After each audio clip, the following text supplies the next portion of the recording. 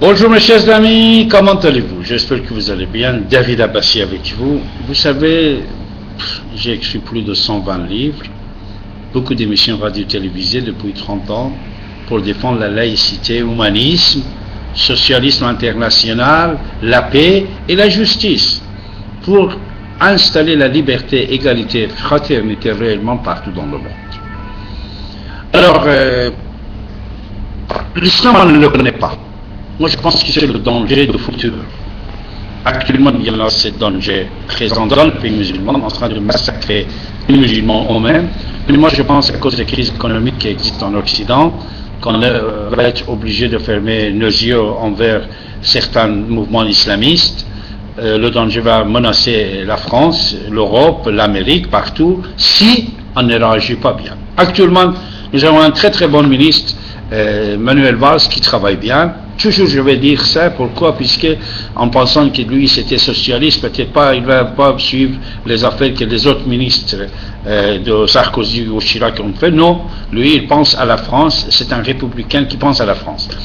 Moi, je vous ai déjà dit, quand j'ai écrit le double face de l'islam, au danger de l'islam politique, ou l'islam de la France, j'ai bien précisé à l'époque, depuis Lionel Jospin, quand il nous a demandé de faire un projet de l'islam de France, et après quand Sarkozy est devenu ministre de l'Intérieur et président de la République, il a suivi. Ça est une grande partie de mes écrits, vous pouvez le trouver sur l'internet, surtout le mot islam politique.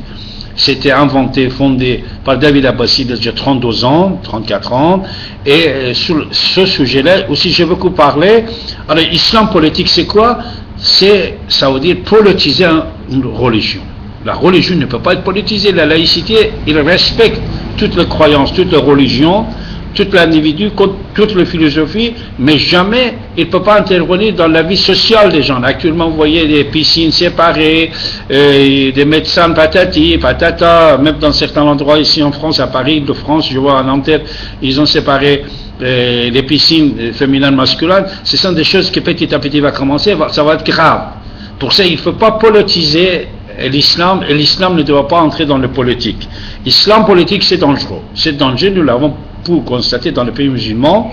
Chaque fois quand il entre, c'est de massacres, il n'y a pas de tolérance, et surtout il y a des versets très très dangereux sur l'islam politique, qui moi, je l'avais bien cité dans plusieurs de mes livres que j'ai écrits en français.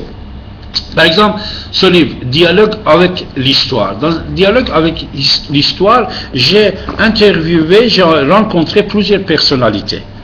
Et on a parlé sur plusieurs sujets assez intéressants. Avec Pierre Marion, patron de DGSO. Avec Mehdi Bazargan, premier ministre après la révolution islamique d'Iran.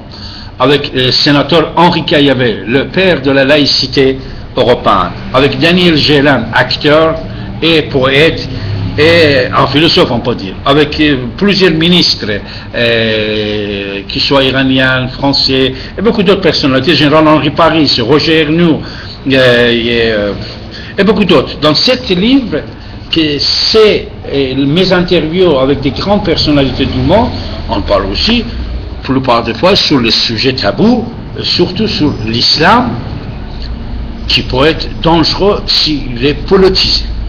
Pour ça, je vous conseille d'aller lire mes bouquins sur davidabassi.com, davidabassi.com, David Abbassi attaché, Abbassi A-B-A-S-I, et je vous prie de ne pas photocopier et de ne pas utiliser sur l'internet, puisqu'actuellement, les écrivains comme David Abbassi, nous avons besoin d'être bien financés par mes écrits, surtout que depuis 2 ans, j'ai certains problèmes, malheureusement, encore certaines menaces est envers moi, surtout les racismes en cachette qui travaillent contre nous, mais c'est pour ça que nous avons besoin d'être soutenus par vous, d'acheter nos livres.